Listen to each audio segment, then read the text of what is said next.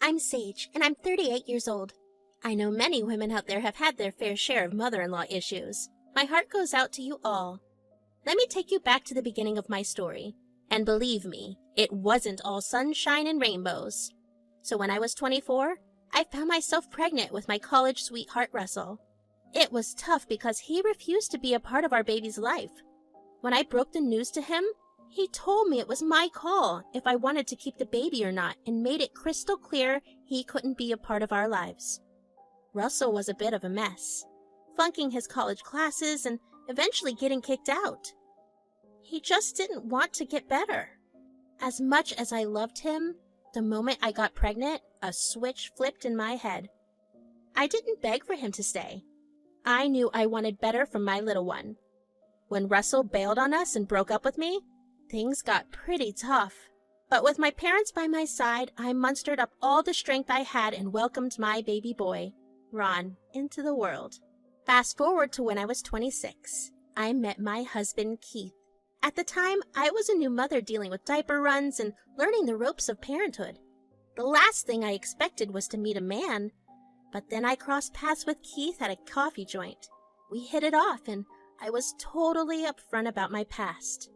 Keith loved my honesty and fell head over heels for me. With a 2-year-old in tow and the inability to go on conventional dates, Keith used to come over to my place.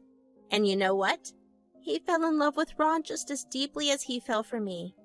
Eventually, he asked me to move in with him.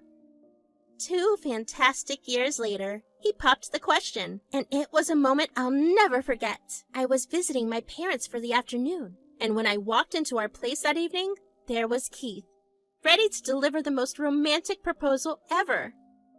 He had Ron in his arms, clutching a tiny box. Hey, Sage, you know, life has a funny way of surprising us. When we met, I never imagined I would be here, about to say what I'm about to say. Keith, what is going on? Sage, I want you to know that I love you more than words can say. You've been through so much, and you faced it all with an incredible strength. I admire that about you. Keith? Ron is not just a little buddy to me. He's like a son. I've watched him grow, and I'm proud to be a part of his life. Sage, I want to be there for you and Ron, not just as a boyfriend, but as a husband. I accept your past because it's what makes you the incredible person you are today. So, Sage, will you make me the happiest guy in the world and marry me? Will you officially become my partner in this amazing journey of life? Keith! Yes! Yes, 1,000,000 times, yes! I had not met Keith's family before the proposal. Now that we were engaged, I knew I would have to meet them eventually. Keith had given me a heads up about it. When we were living together, I asked him multiple times why he was hesitant to introduce me to his family. He explained that his mom was rather traditional and might react strongly, especially with Ron in the picture. Yet now that we're engaged, he felt it was the right time for his mom to reconsider her perspective. The first time I met my mother-in-law Deborah and my father-in-law Roman, it was not the most pleasant experience. Deborah was not exactly warm and welcoming. When Keith introduced me and Ron, Deborah's reaction was quite extreme. She practically had her jaw on the floor and gave me the cold shoulder throughout the entire dinner. However, on the bright side, Roman was much more open and welcoming. He took the time to get to know me, asked about my background, and even played with Ron for a bit. It made me think that maybe the idea of stepping into this marriage would not be so bad after all. I hoped that over time, I could gradually win over Deborah. Keith and I got married, and then some months later, Keith came across a job opportunity in his hometown that was too good to pass up. We decided it was time to get our own suburban house and move out of the 2-bedroom apartment we lived in, especially with Ron growing up, so we packed our bags and moved into the neighborhood not far from Keith's parents. We wanted to be closer to them, and I thought it was a great idea, hoping it would give us a chance to bond better, but Deborah was quite something, you know. She'd purposely leave us out of family gatherings, and you can believe it, she once crashed Ron's birthday just to lecture his little friend about his absent dad. That was just mean. There was no other way to put it. Keith had to intervene a few times to tell her to knock it off because she was taking things way too far. On the brighter side, Roman was an absolute gem. He treated me like his own daughter and saw the good I brought into their lives. So Keith and I celebrated our 10th wedding anniversary a while ago. It was a huge milestone in our eyes, so we thought we would throw a party for all our family and friends. But you know how things go sometimes. The universe throws bricks at you. It was just one bad thing after another right before our big anniversary. A couple of weeks before our anniversary, Deborah came over to our place to drop off some lasagna she had made for Keith since it was his favorite. While she was there, I received a call that I never thought I would. Deborah was right there with me when I picked up the phone. Hey, who is this? Oh, Russell. What do you want? Where have you been all these years? Yeah, right, he's 13! I don't know, I'll have to think about it. You made your decision 13 years ago. What? Are you kidding me? Did you just call because you wanted help? No! Okay, I'll take down your number. I pinned down the number Russell gave me on a piece of paper. Okay, bye. You look like you've seen a ghost. I almost forgot that Deborah was there for a moment. You know, it would have been less shocking if an actual ghost appeared. What happened? Who called? Well, Don't keep me in suspense. Tell me.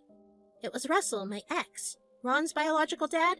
He contacted me for the first time since Ron was born. What did he want? First, he asked about Ron and he said he wanted to meet him. Oh, wow. Yeah, I told him I'd think about it, but that's not the end of it. What else did he say?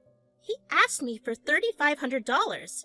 He claimed he was in some kind of trouble, said he didn't have much time and that he was using someone else's phone.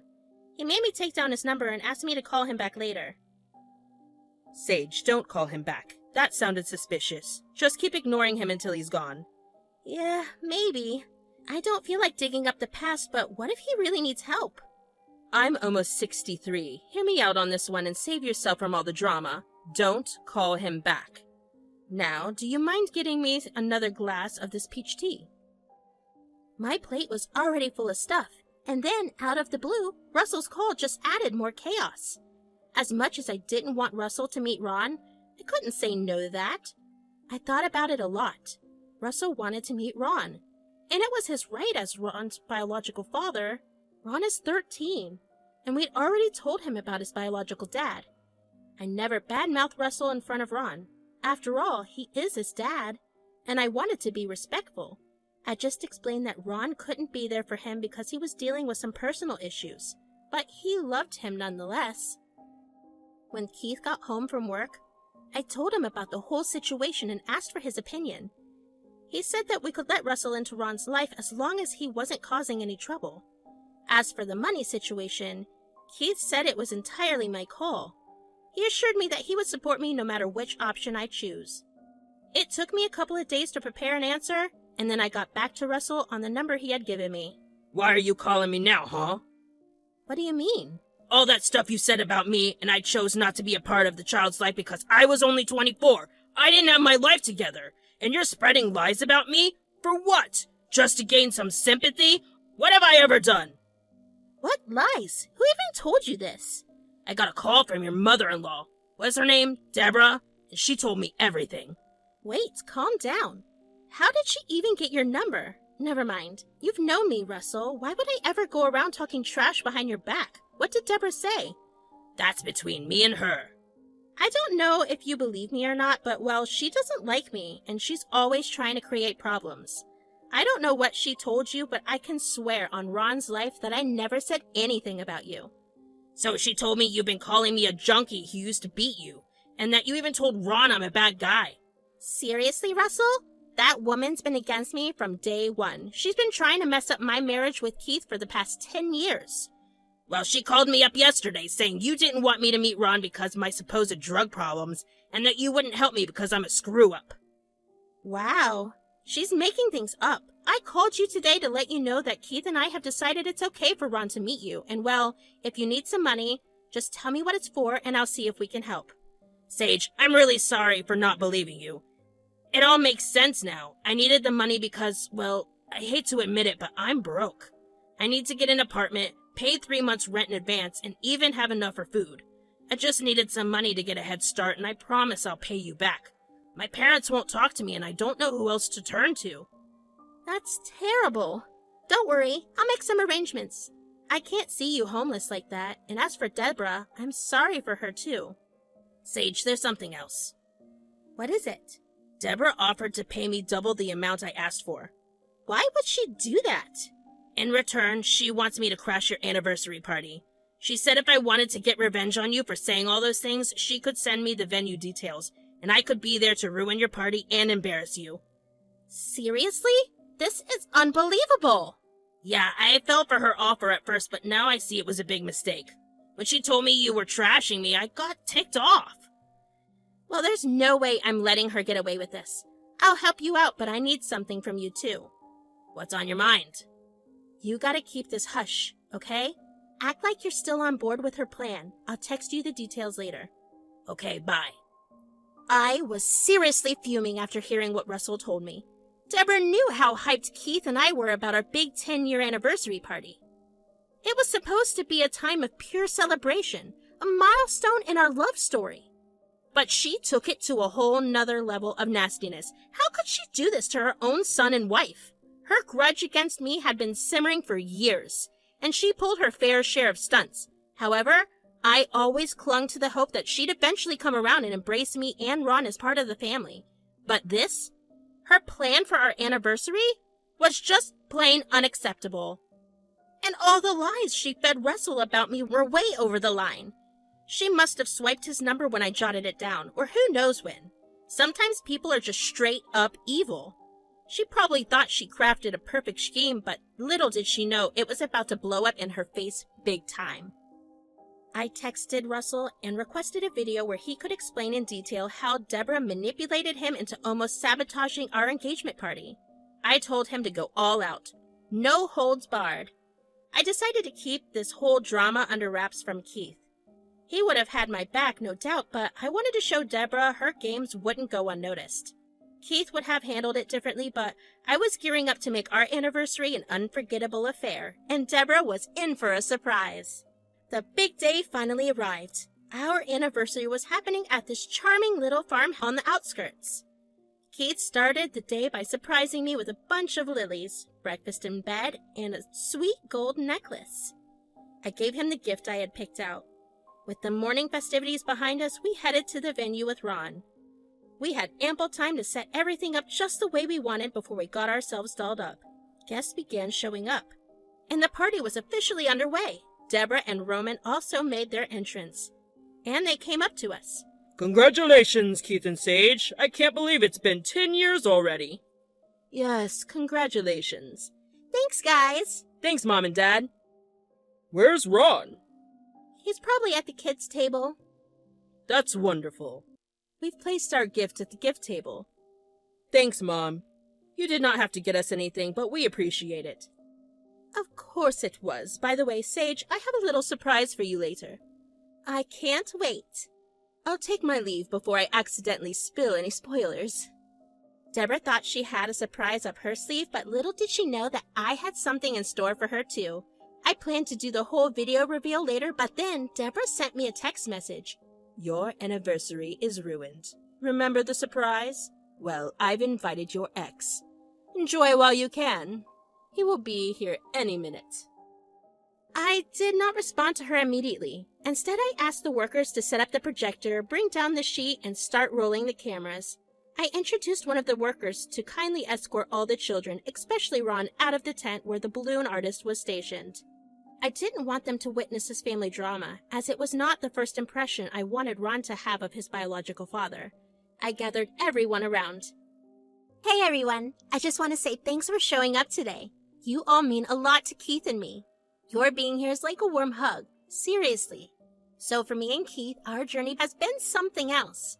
When we first met, I was a young mom trying to figure stuff out with my boy Ron. Keith, he didn't just accept us. He loved us and all our flaws. I can't thank him enough for that. My father-in-law, Roman, you are the man. You welcomed Ron and me into your family with open arms. You showed me what family really means. And it's not just about blood. It's about love. But you know, There's someone else in my life that I've been trying to impress for ages. All I ever wanted was her love, but my efforts seem to be in vain. Lately, things have escalated to the point where they've become unbearable. I understand that some of you might be thinking I'm exaggerating and that nothing could be this serious. Well, it's time for all of you to know the truth. Can we please start the video? Ladies and gentlemen, allow me to introduce myself. I'm Russell, Ron's biological father. Deborah offered me twice the money I needed when I was in a tough spot. Sounds good, right? Well, here's the thing. She wanted me to crash Sage and Keith's anniversary party. In return, stir up some drama, spread stories about Sage, and embarrass her. But wait, there's more. She fed me lies about Sage. She said she'd been telling my son Ron that I'm a bad guy. She even called me a drug addict and whatnot. Sage is an amazing mom to Ron. An all-around fantastic person. See, the thing is, Deborah hasn't fully embraced Ron as her grandkid. Maybe because he doesn't share her DNA, but let me tell you, my little boy Ron is one heck of a kid. And Sage is not just a great mom, but an incredible human being. There was a lot of gasping in the crowd. Deborah let out a shocked gasp, her face going pale. Keith, just like everyone else, wore a look of astonishment. Mom, is this for real? No way. I've never seen this guy before in my life. Seriously, Mom? I know when you're lying. You can't fool me. I'm just shocked. Why would you do this? Can't you see we're happy? Sweetie, I apologize. Spare me the fake apologies, Mom. Just go. I'll take her home, Keith. Sage, I'm really sorry for this mess. And just like that, I exposed my mother-in-law in front of everyone. Keith later apologized to me for his mom's attempt to ruin our special day. Honestly, it was nobody's fault but Deborah's. We decided to cut ties with her. We didn't need any toxicity around anymore. Our lives have changed quite a bit in the past few months. After the party and cutting Deborah off, we let Russell back into Ron's life. Russell wanted to keep his identity anonymous to Ron because, as harsh as it may sound, he wanted to have a family of his own and also wanted to keep things simple and less complicated for Ron. Keith was the only dad Ron ever known, so Keith, Russell, and I decided to keep the fact that Ron was Russell's son away from Ron. But we let Russell meet him once and introduced Russell as a friend. Russell respected his boundaries, so it all worked out well. Just a week ago, Keith brought some papers home saying he wants to legally make Ron his stepson, and even Russell is fine with it, so that's happening. When Keith gave the news to me and Ron, I couldn't help but shed a few tears.